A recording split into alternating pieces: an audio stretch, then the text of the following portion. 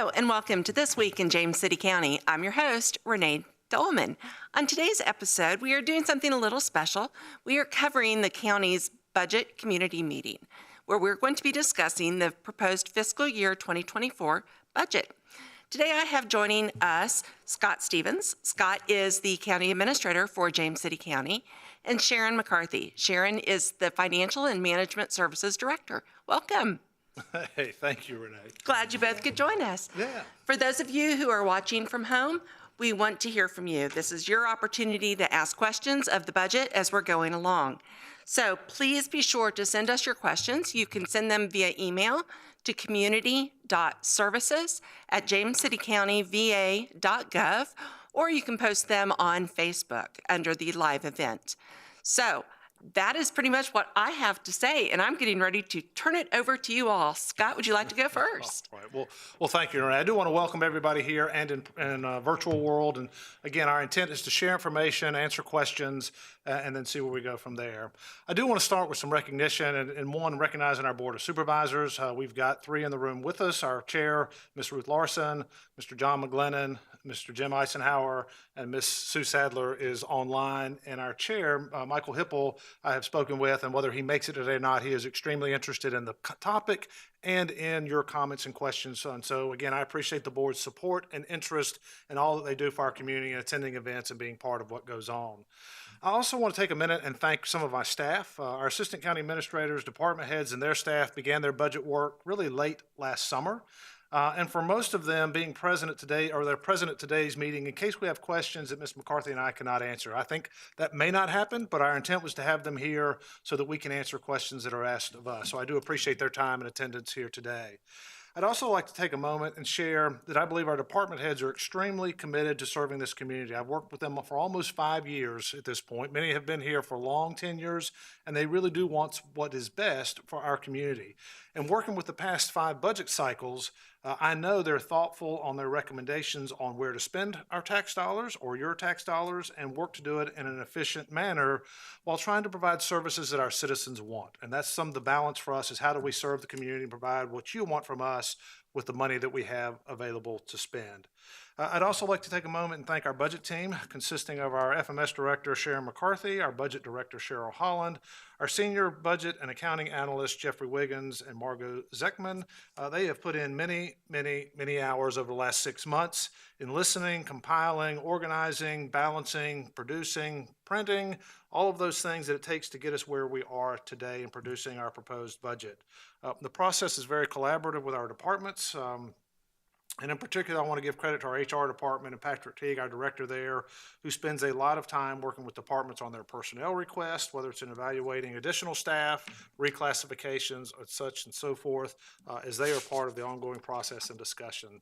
And then finally, and most importantly, I would like to share those that are attending with us from the community that have an interest and have taken time to participate in this meeting with us so that you can better understand what is in our proposed FY 2024 budget. I would take one more moment and just recognize and remind all of us that the county's had a AAA bond rating from all 3 credit agencies for more than 8 years. Localities in this group are considered strong financially, very well managed, and represent a very small percentage of localities nationwide. This lets us borrow money at very favorable rates when needed for some of the projects that come forward to us. And while some of the rating criteria is out of our control as your county government, much of it is due to the efforts by our current and previous Board of Supervisors, our current financial management staff, and our department heads. And again, having that AAA rating from all 3 credit agencies for this period of time is a significant accomplishment to achieve and to maintain. And I continue to be very proud to be part of this accomplishment for our organization. And so for today, I want to at least talk a little bit about process that Ms. McCarthy and I will try to cover, at least in a summary detail, a very significant document. The proposed budget was released on March 27th, and then the full version is available on our website. So you can find that at www.jamescitycountyva.gov. It's on our homepage. You scroll down about midway to news and trending topics. There are boxes of current topics. If it doesn't happen to be visible, you can scroll left or right. And a few clicks later, you can view the entire 250 pages that we are trying to summarize for you today. Again, this short overview will attempt to provide that summary, and so if you have questions after you've looked at the document or listened to the presentation, please, you're asked to submit them today or later, and we'll work to get you an answer. Again, if you're watching today and you have questions later, you can certainly call me. My phone number is 757-253-6603, 757-253-6603, or email us for budget questions or any other really questions related to the county government at community.services@jamescitycountyva.gov. Right, Renee? That's right. Great. So with that, I've also asked Ms. McCarthy and Ms. Dahlman to clarify, add to, or correct, if needed, anything I say. So if they interrupt me, it's on purpose. Our intent is to make sure we provide accurate information, and I certainly want them to add to or correct that where needed. So let me start where we are. FY 2024 is the second year of the county's two-year budget process. So we had an adopted budget in 23 and a planned year for 24. The budget serves as the county's means of implementing strategic plan objectives, and funding has been allocated based on those priorities. Our total proposed budget is $330.2 million, and that includes not just operating fund, but our capital fund and all other funds. The year-over-the-year increase is $98.8 million, or 43%, which is very significant. Most of that is due to a few capital projects, which we will discuss later. The general fund budget is $231 million, which is a 6.4% increase over our current year. So that is not as dramatic an increase in our general fund budget. The budget includes no new positions, but does include pay increases and reclassifications and some career ladder implementations for existing staff and positions. A big challenge we have had in local government as well as business community is staffing, being able to fill the vacancies we have and being able to keep the people we have. And losing someone that has tenure and is producing and is a good employee for us to another organization sets us back significantly. We have that occurring on a very regular basis in many of our county departments. So in talking with our department leadership, we prioritized recruitment, retention, we prioritized over new positions. So in the budget, we have not funded almost $39 million worth of requests. There just weren't sufficient revenues to fund what I believe were needed items, and we'll talk more about those later. But of that, there were around 17 positions. And again, we chose not to fund any new positions, or at least to recommend any new positions for funding because of revenues, just not enough to support what is there. So just a general summary, this chart shows our FY23 adopted budget, our FY24 plan, meaning the document was in our document we produced last year this time, and our FY2024 proposed budget. The final column provides the differences between this year's adopted budget and the FY2024 proposed amounts. The main changes are the general fund and the capital projects fund, and we'll speak more to some of the drivers of those increases or the differences as we go forward. But again, that does show you your $98.8 million difference in the budget at the bottom. And again, the capital projects fund is $79.4 million of that increase. On the revenue side, we do show increase in our general fund revenues, which is our property taxes and our sales tax, and consists of about 70% of our total revenues. And as you see this column, the proposed for 24 on general property taxes does increase. That is not related to a real estate reassessment. That was last year, not this year, and I'll speak more to that in a few minutes.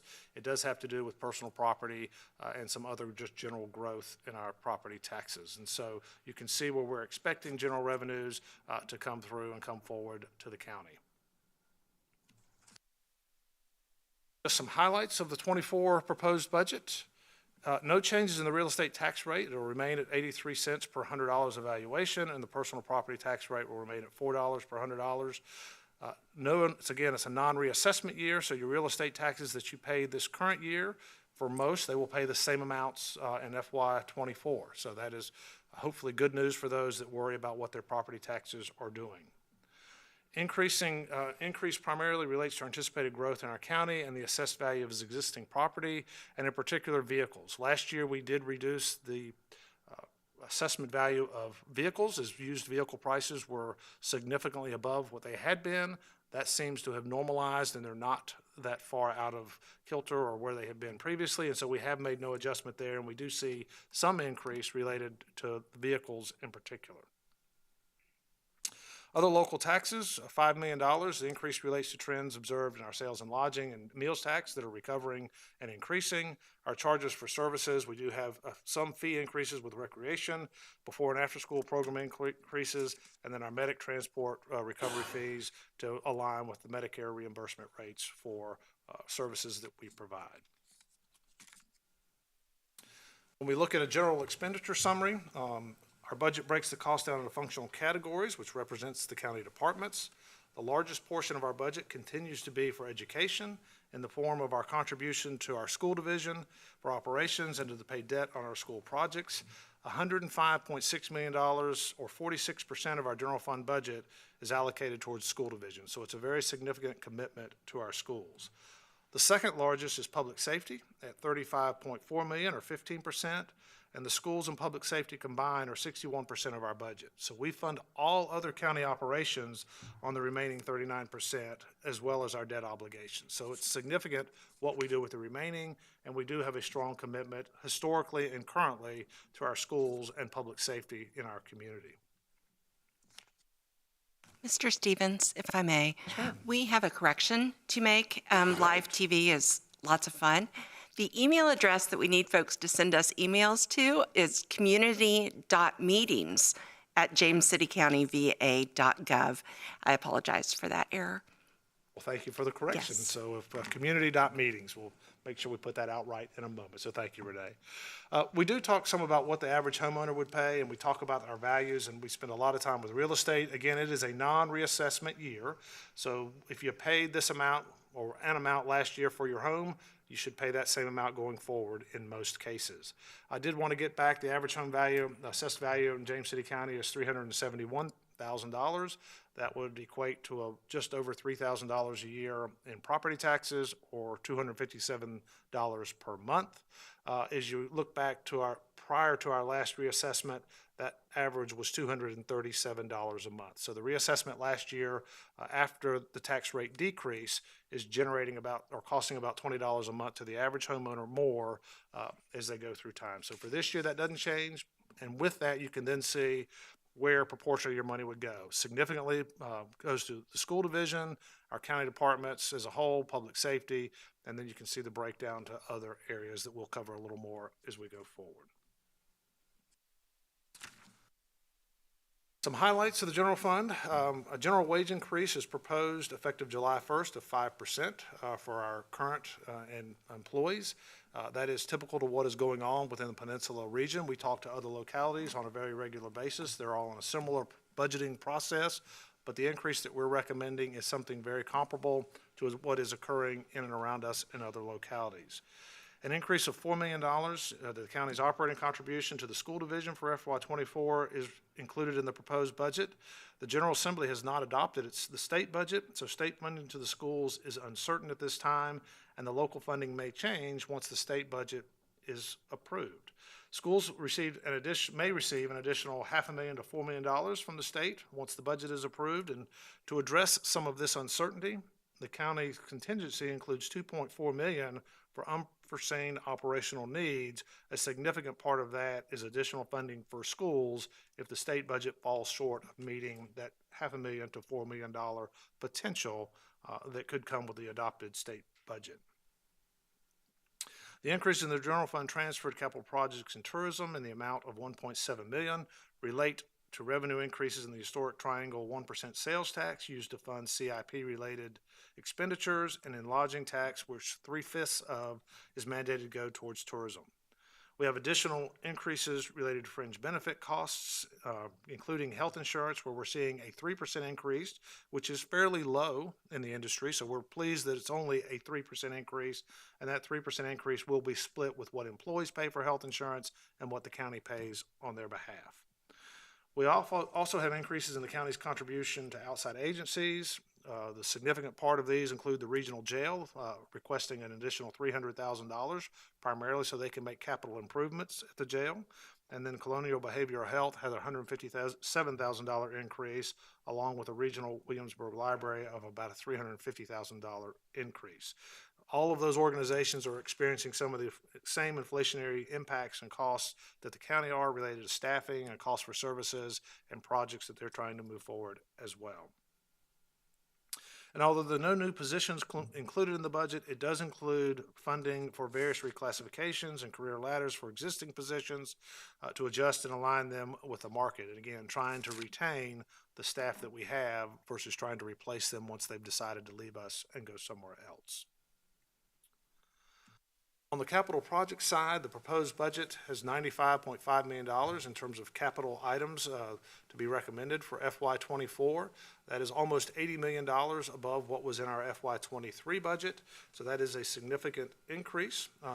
These projects were projects that have been in our 5-year CIP, so they are just moving forward in time, and our 5-year CIP is not funding years 2 through 5. It is merely a plan and what you would expect to see in the next year. So our General Services Administration is one of the significant projects that has been moving forward in that 5-year CIP.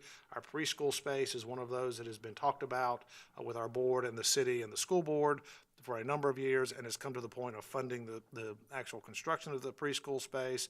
And then we have talked about a county government center for a number of years. It has not been in our CIP, but this does put $12 million towards the design phase of a future county complex. The county, again, these 3 projects make up $68.2 million of the increase for FY24, and various other school, library, and county projects make up the difference. As I look back at some of our debt, and folks, you're talking about taking on a significant amount of debt in FY24, and that is right. Almost $75 million of new debt is proposed in FY24. We have had a debt load as high as $236 million. That is down, I believe, Ms. McCarthy, to around $87 million as we go into the next year. So yes, we're taking on a significant amount of debt, but the county has been there before, and you typically would do that for large-scale projects that have a long lifespan. And the General Services Building, we're in one that I'll make up the date, but it is old, so I won't give you a date. But we have gotten more than a 20-year life out of that building, as well as most of our school facilities. So funding both of those with debt is one of those areas that makes sense to both Ms. McCarthy and I. And so that is the change in some of our capital items and the big increase in our FY 2024 budget. Some of our unfunded requests, again, I'll speak a little more to the general fund and some of that $12.2 million in just a minute. We did have a number of capital projects that have moved around, and again, $25 million worth of requests that were not funded. We have special projects and grants fund that were not funded. Again, I think we believe the requests are needed. They're not frivolous, but to make it a balanced budget, we have removed or deferred some of those items. As priority given to those that deemed essential and are mandated, and cuts to the budget can translate into staff burnout, interruptions in service delivery, or delaying. So we're trying to avoid those types of things.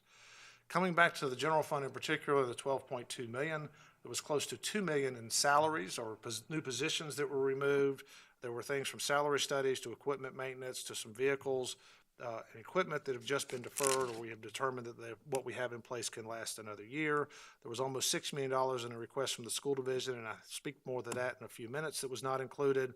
And then outside agencies had about $250,000 in requests that were not funded, and then transferred to some other funds or non-departmental of about $2 million make up that $12.2 million in unfunded requests. So with that, I think I will pause. I will turn it over to Ms. McCarthy to talk through our strategic plan. As I mentioned earlier, we use that to sort of guide a lot of our capital projects and where our funding goes. And so I will let her talk through those initiatives, and then we'll circle back with any questions and follow up. I would like, if I could interrupt really quick, just to remind folks that are watching from home, we would love to hear from you. Please send us your questions either here on Facebook or to our email at community.meetings@jamescitycountyva.gov. Thank you. Go ahead. Right. Thank you, Ms. Dahlman. We started this afternoon's discussion stating that the budget is the county's means of aligning and allocating funding to our strategic plan objectives based on priorities. I'm going to talk a little bit more specifically about those items. I did want to note that our first goal, the sustainable long-term water supply, is actually driven by our service authority's budget, and so that will not be a focus today. In terms of our modern infrastructure, facilities, and technology systems, this budget focuses on maintaining our current facilities as well as the construction of a new General Services Administration building. It also includes funding for the design and construction of a new government center complex. It includes funding for library renovations at our existing facilities as well as funding for a new library. It includes technology enhancements as well as a replacement of some software systems we've had in place for quite some time. It includes funding for various parks and recreation centers as well as the marina. And it includes funding a variety of stormwater projects throughout the county, utilizing SLAF funding to assist with those projects. In terms of a protected community character and an enhanced built environment, this budget includes funding our open space program at $1.25 million annually. It also allocates $2 million in transportation funding, which allows us to participate in VDOT's revenue sharing program, and that allows us to take advantage and leverage millions of dollars at the state level and get a jump start on several road projects. In terms of expanding and diversifying our local economy, this budget continues its focus on improvements to facilities that support tourism, which brings revenue to the locality. It also includes improvements throughout the various county parks, including a new park in our Grove community, as well as a softball and baseball synthetic field, and parking and restrooms at the War Hill Complex. It includes improvements to the James City County Marina, and again, the Jamestown Beach Event Park, and that includes various improvements in the boat slip area, parking, restroom facilities, as well as a venue for various events.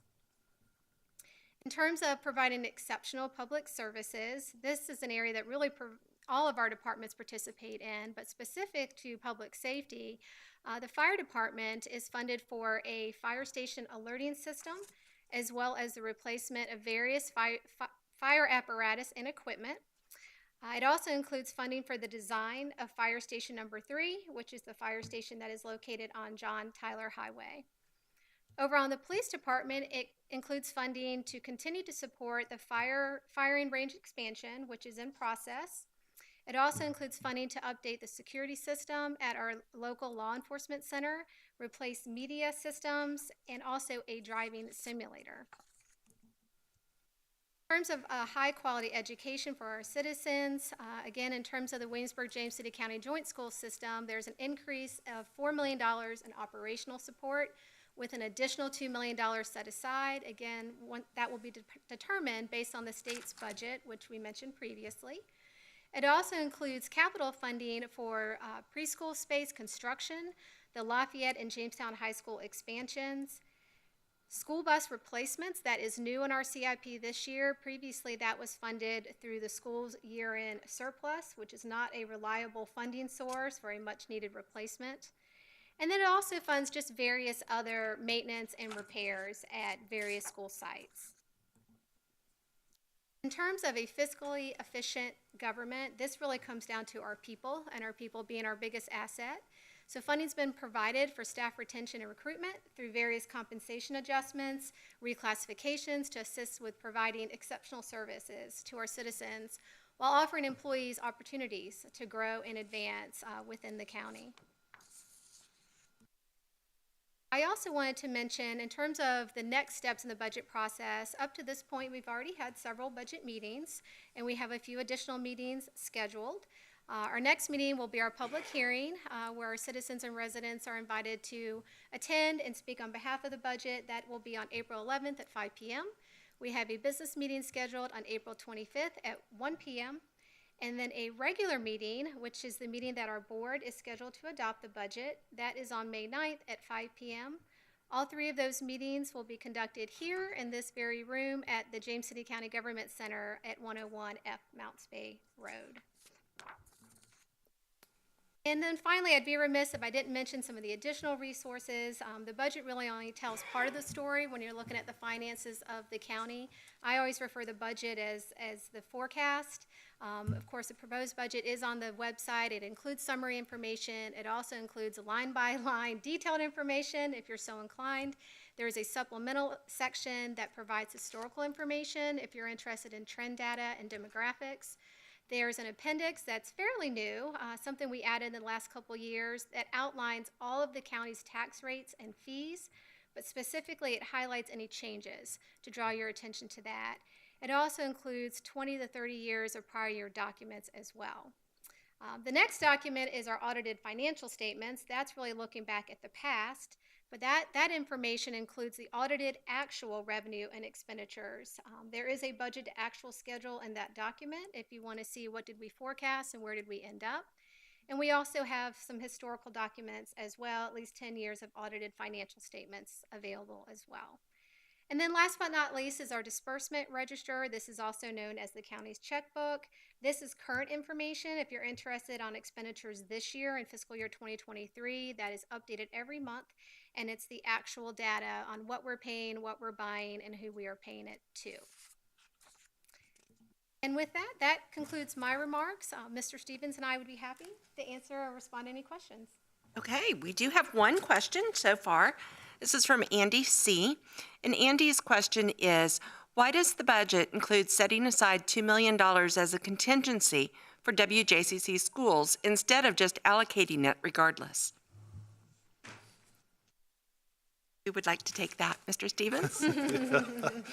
I will be happy to start on that, and you could, Ms. McCarthy can clarify and add to as needed. I'd also like to just recognize our chairman, Michael Hipple. I mentioned he was interested, and I thought on the way, but he did make it during the budget meeting, and I do want to say thank you to him as well for all that he does on the county's behalf. One, I want to thank gentlemen for the good question in advance. I think we're going to provide an accurate response. It's nice to have it ahead of time. That lets us think about it a little more and put some things into words. So I do have a response that I'll go through, and then we'll see where we end up. Without getting too far into the state funding formulas for schools, I do want to share that James City County pays more than most localities. We pay more than 60% of the school division's operating budget, and we pay almost twice as much as is required by the state. So we have been strong supporters, or our board has, for many years of the school division. And again, I think we'll continue to be strong supporters going forward. During our recent joint meeting with the Board of Supervisors, the City Council, and the school board, the school division shared that they estimate they will receive an additional $5 million in state revenue. So they expect to receive that next year, an additional $5 million. There's another $500,000 to $4 million that they may receive in state revenues, depending on the final state budget, which has not yet been adopted. So without knowing what the state budget will provide, they requested an additional $10.6 million from James City County and the city of Williamsburg.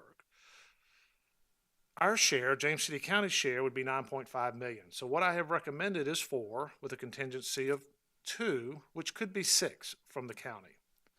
My main concern with providing $6 million versus 4, which is the real gist of the question to the school division prior to the adoption of the state budget, is that once we have allocated $6 million, it has to be sent to the school division when needed and can't be used for other unfunded county needs. And remember, we have almost $33 million of other needs that we haven't funded in the county. We have positions we should fund, but we haven't chosen to do that. And if I allocate it to the school division, I can't take it back this year. So doing it in a way that we put $4 million towards the school division with an additional $2 million contingency provides us some time to see what the state budget would do. Hopefully would reassure the school division they would get a minimum of $6 million in additional revenue beyond the $5 million that they already anticipate from the state increase in revenue for school division. If the state doesn't provide it, again, that would let us step in. And additionally, once that $4 to $6 million is part of our base support for the school division, it is likely there forever, as providing less funding next year would be unpopular and probably create other challenges for the school division. You know, we've reminded those that have questioned why the board doesn't support teacher pay increases or the school division. And just as a reminder, our Board of Supervisors does not determine how the school division spends their current or future revenues. That is up to the school board to determine their priorities and where their money goes.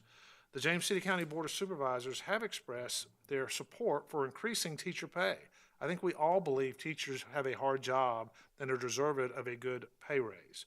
And I expect that our board will continue to support our school division.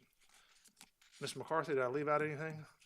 I don't think you left out anything. I would say one of the differences this year in terms of the state budget is that's such a wide difference between 500,000 and 4 million. Typically, at this time of year, we have a pretty good feel on what the number from the state is going to be, even if they haven't adopted the budget. But there's such a big difference there, it really creates a unique circumstance for us. I know that the General Assembly is reconvening in mid-April, and hopefully we'll have more information once that happens. The other thing I would add, just that I didn't include in my notes, were, in our plan, because we do have that plan, we had about 1.3 million allocated to the school division. So we expected to give them an increase. We expected it to be 1.3 million. And again, the county side is increasing more. So the whole plan to where we're going to propose budget is more. So we have taken what was 1.3 million and moved it to 4, with the idea that maybe there's an additional 2 if the state doesn't come through. And so I do think our proposed budget is very generous and does share in the county's increased revenues to help support our teachers and our school division staff. So, Ms. Dahlman, anything else? We do not have any other questions yet.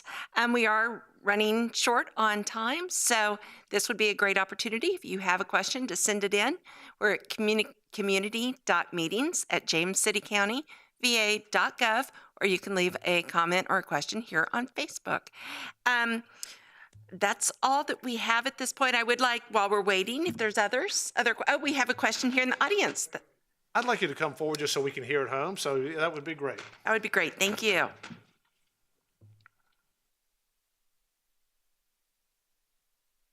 Yes. Yes, sir, that is correct. Oh,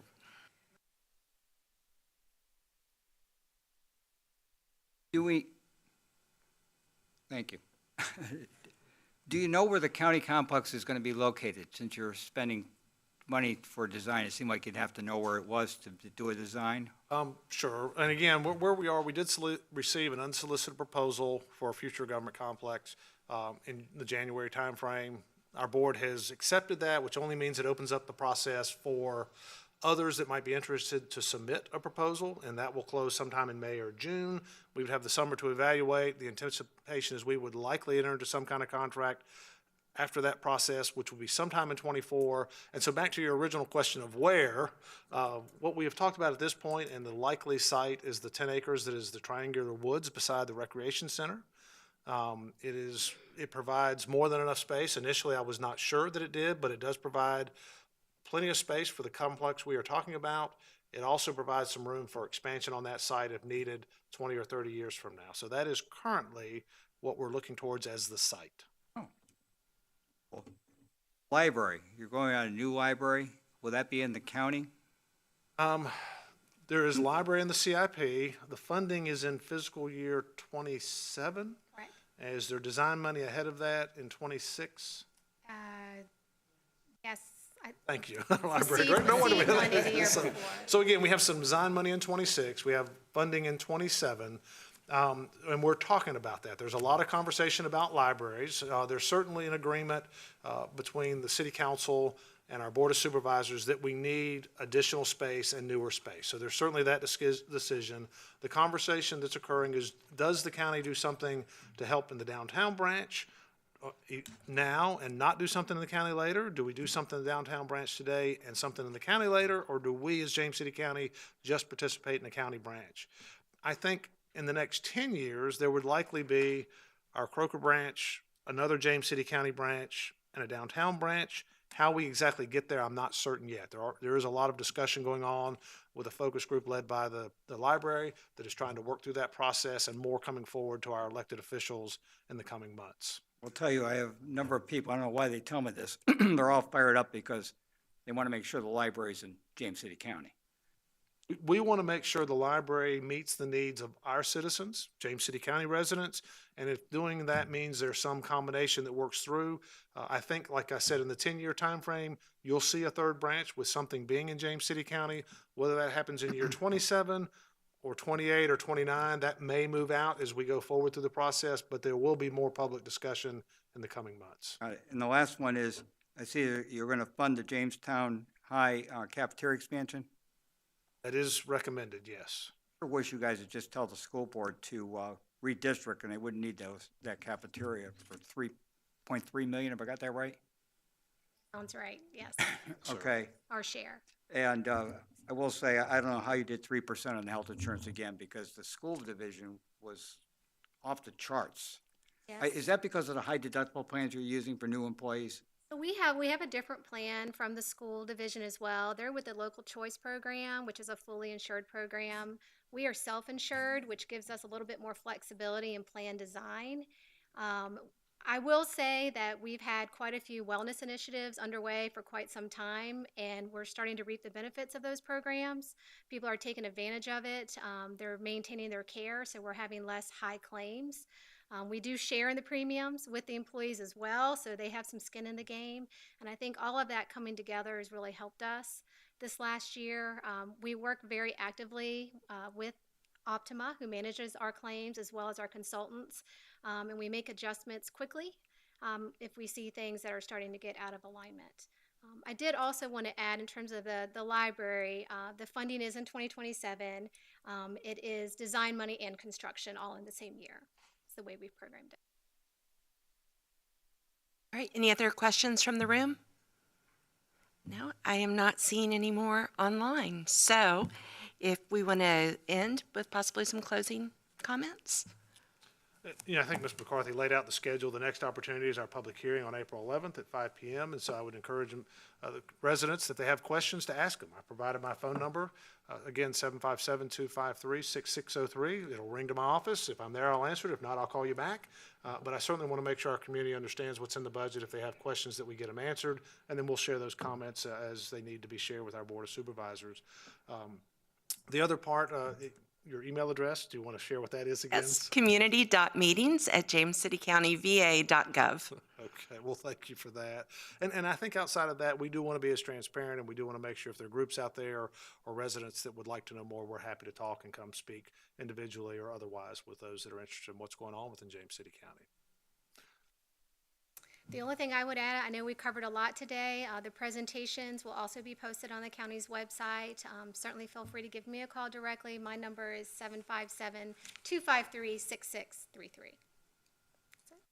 Okay, well, again, please let us know if you have questions. We want to hear from you. There are plenty of different ways to get in touch, and we look forward to any future questions that may come our way. So again, thank you both so much for joining us. For having us. Well, that wraps up this episode of This Week in James City County. Thank you so much for tuning in. As always, please be sure to subscribe. That way you will never miss an episode. And also go online. We're at jamescitycountyva.gov/podcast, where you will find all of our shows as well as a form that you can complete. Give us feedback, comment, critiques. We would love to hear from you. So once again, thank you so much, and we'll see you next time.